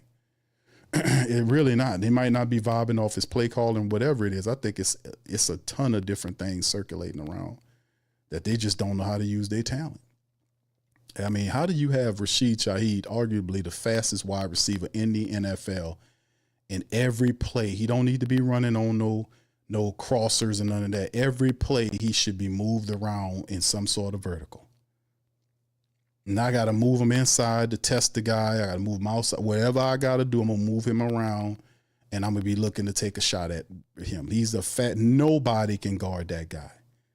And if they move into safety to cover, guess what? You got areas of the field open where if you shoot him that way, that corner's going to follow, that safety's going to go toward that direction, and you got an area to play with. We have to be able to utilize the speed of these speed demons that we have on the team so we can be able to create some offense, so we can move the ball. We have to score more than a touchdown a game. We can't be pity-patting with penalties and all this weirdness. They got to throw caution to the wind and take this game in the next, because the Buccaneers are coming up. I think after this one and all this kind of stuff, you start getting into your NFC South stuff. They got to stop playing around and handle business before it's too late. And we already 1-5, only 4 teams, I think, ever made the playoffs this way. And I'm like, playoffs? I'm just happy we win a game. I'm really on that Jim Moore shit about right now. Saints full circle, so I need Spencer in that pregame huddle to get the team hype and also hold them accountable. Stop being so nice, Spencer. You about to get benched if you don't get this win, dog. Stop being so nice, bro. You got to talk at these veterans, because these veterans are not leading anything, man. They don't want to lead. You're going to have to lead. Jack says, in all games we lost, we only had a total of like 5 minutes or less. Saints Full Circle Podcast says, Q, they say the ones that smile all the time be the craziest ones. Kellen might be. Yeah, he might be a little cuckoo. Well, he'll be a lot cuckoo if he don't start really getting at getting this stuff straight here. Ronnie says Nussmeier, or it's Kellen Moore calling the plays. It's a combination of them, but Moore calls the plays. But Nussmeier and Kellen Moore are at fault for this weird play call. I keep saying, why are we doing this, that, and the third? I don't want to keep going over it, but it's just one of the things that we have to play. Intelligence, have to play intelligence and take advantage of what the defense gives. They're not going to always be read back with 2 high safeties. They're going to bring that safety down. They're going to shoot them at you. Dennis Allen going to blitz at you all the time. The job of the quarterback is to see the blitz, and that's something I've been on about Spencer Rattler about, is seeing the blitz, because I've seen too much tape of him looking at the guy coming up, and you got an area behind him where in which you got a guy circling there. You got to put that ball in that region. You got to go deep. If they blitzing, you got to put that ball up there and make them pay. You got to make them pay, because that safety was coming down to blitz him from that left side, and you had Rashid Shaheed on the left one-on-one matchup with that cornerback. I like my odds over there.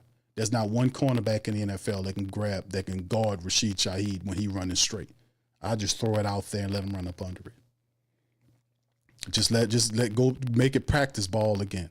Just get, yeah. You won't bring the safeties down.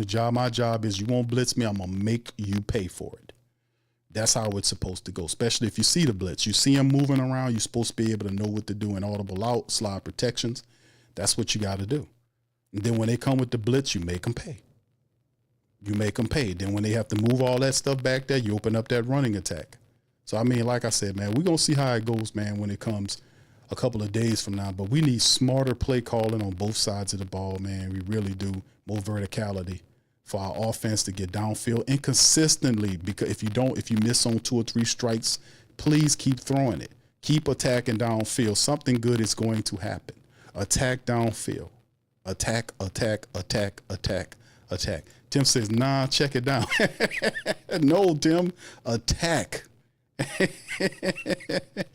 Tim said, nah, check it down. You know, bro, attack. Ronnie says we need to establish the run and bring them deep. Yes, indeed. How you going to do that? You know, they took the Saints. They did the right thing. They did a right thing against who the hell we played last week? The Patriots. I'm sorry. It's becoming a mix. But they did a great. That first play, they flashed and threw that ball out there. That should have been a touchdown. The man underthrew it.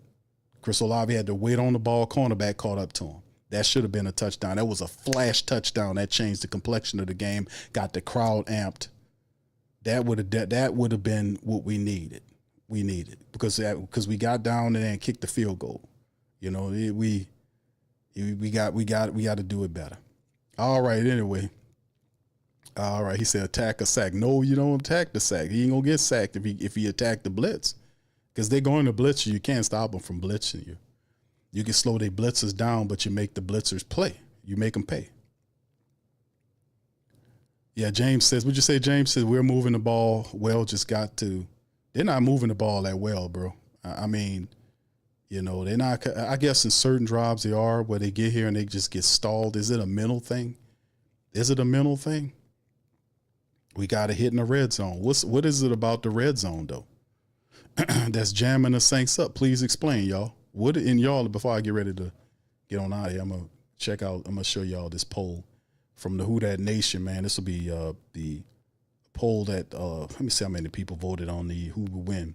What's wrong? What is the red zone breakdown mentally, psychologically about the Saints? What is it about the red zone that makes the Saints fall apart? What is it about the red zone? Please explain. I'm asking y'all a question. Throw it in the chat. Uncle Duke, shout out to you, brother. Says, Q, do we think Veli can be no, he ain't no number one. I don't think Veli's a number one. Not at all. They see Veli like I think Sean Payton was moving around. They had him mostly in the slot area. He caught the contested passes because he a big guy that can take the hit inside, running the slot, that type of stuff. But I don't think they see him as a number one. The Saints gave up moves to get a big bodied guy that can run, but we're not taking advantage of that speed. Or even in the red zone. We got a 6'8" tight end. You drafted him. I think they need to start grooming this tight end. I think they really need to start grooming the tight end, bro. You got a 6'8" tight end and a 6'5" wide receiver. I don't understand how he's still struggling in the red zone. What is it about the red zone that y'all think the Saints are having issues with? Uncle Deuce says we're not. I agree with that. Ronnie says no dogs. Tim says, like you said, Q, East-West pass game ends in the red zone. Okay, thank you, Tim. James says, we don't have a good contested catch threat or one that shows he can be counted on. That's a good one, James. That's a good one, bro. All right, Ronnie says, not a number one, but he should get more targets. Indeed, I agree. But the thing is, they're not treating him as such. He's still very much, isn't it? The top three is like Brandon Cooks going out there with Rashid and Chris Olave. Why? The one wide receiver you have that's tall and you don't bring him out there with the speed demon, and he's a speed demon too. It's just stupid offensive. That's why I would say this is just dumb usage of talent. It's bad decision making with the talent. Anyway, here's one right here for y'all, fam. This is the poll that how many people have voted? Over almost 500 people have voted on this poll right here. All right, family, it's time to make the call. Who wins this Sunday? And over almost 500 people did the poll. Shout out to the family members that did that. If you want to get your vote in, because I will revisit this poll Sunday morning prior to the game, go to the Sports Coma community section or the post section, and you can vote there too and get your vote in. And I will read out this vote poll before the Sunday matchup against the Bears. And like I said, almost 500 people voted. 74% of the family members says the Saints will beat the Bears. 26 says no, right? And they also had some comments. You know, the comments are always fun. All right, here's a few of the comments that I read too. One team had some lucky wins. The other one had some unlucky losses.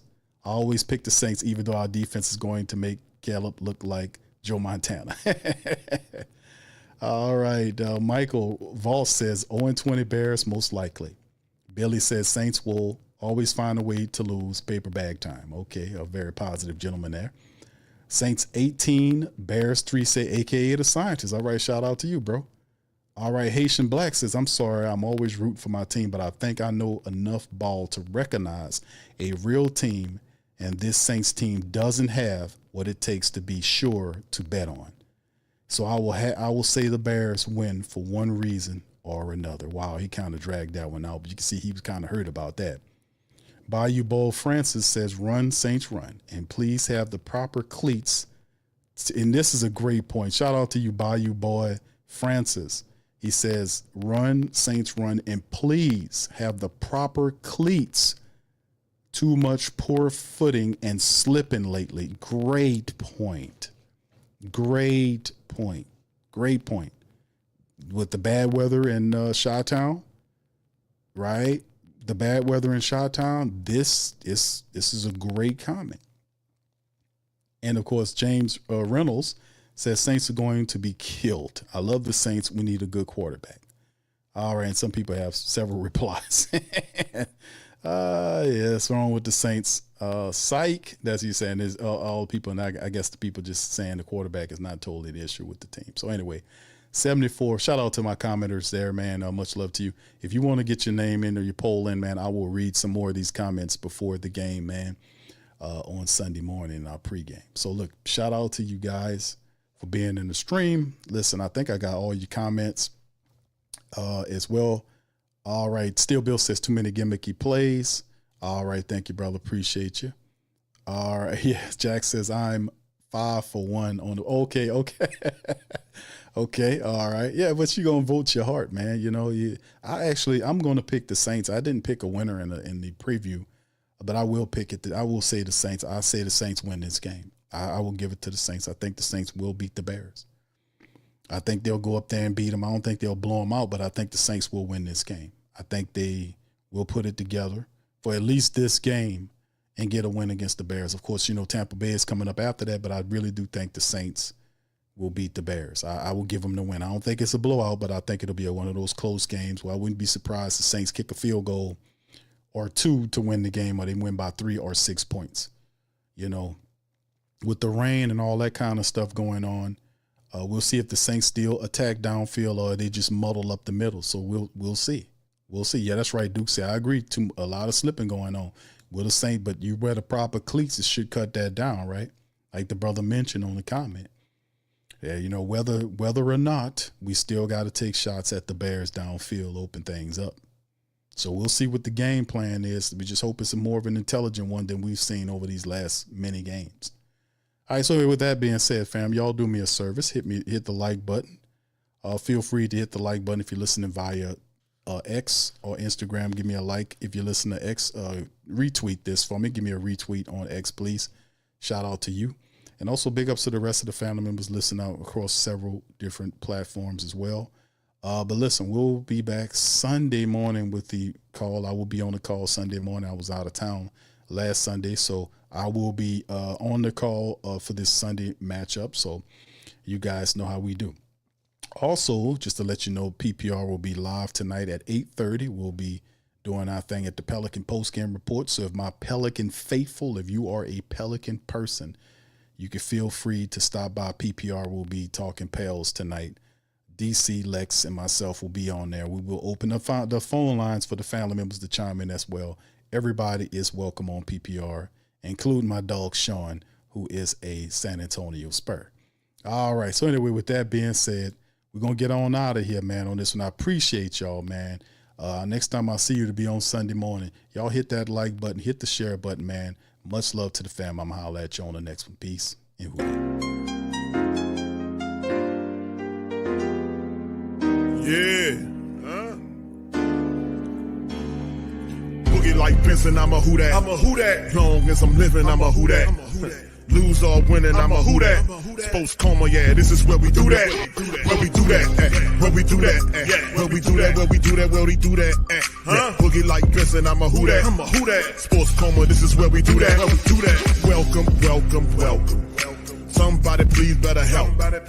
Running this thing like Elf. I thank God every day I'm not a felt. Go to YouTube Live with Big Q and the guys. If you ain't ride or die, the bandwagon get flipped. Been marching in, that was way for the ring. I was yelling out your chain for the championship. Fucking on Tampa, duck down. Falcons, pluck, get shut down. Panthers ain't much touchdown. The vision really belong to us now. So much hate on the Saints, you could probably tell. Ever since Bounty Gate hit the NFL, when things seem fishy, then you probably smell the crooked referees or Roger Goodell. Yeah, money like this, and I'm a who dat. Every day I'm living, I'm a who dat. Lose or winning, I'm a who dat. It's the Sports Coma, this is where we do that. Where we do that, where we do that, where we do that, where we do that, where we do that. Boogie like this, and I'm a who dat. It's the Sports Coma, this is where we do that. You're listening to the Sports Coma with Big Q and the guys on the PRO Media Network.